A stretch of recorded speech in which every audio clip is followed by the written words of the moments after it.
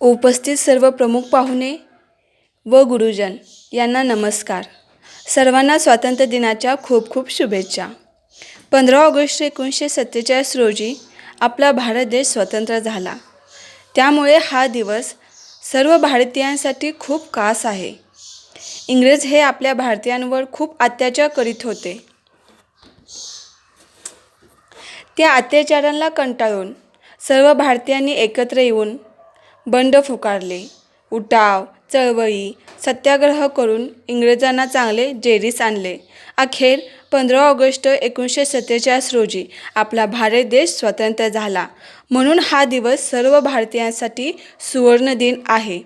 आपल्या भारत देशाला स्वातंत्र्य मिळवून देण्यासाठी महात्मा गांधी, लोकमान्य टिळक, पंडित नेहरू, भगतसिंग, सुखदेव, राजगुरू व राणी लक्ष्मीबाई अशा अनेक शूरवीरांनी आपले जीवन समर्पित केले. त्या थोर स्वातंत्र्य सैनिकांना माझे नमन. आजही आपल्या भारत मातेच्या रक्षणासाठी आपले सैनिक सज्ज आहेत. त्यांना माझा सलाम.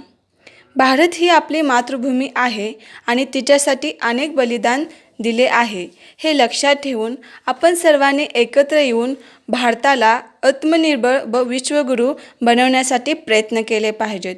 शेवटी एवढेच म्हणेन की ना धर्माच्या नावावर जगा, ना धर्माच्या नावावर मरा. माणुसकी हा धर्म आहे या भारत देशाचा. फक्त देशासाठी जगा, फक्त देशासाठी जगा. धन्यवाद.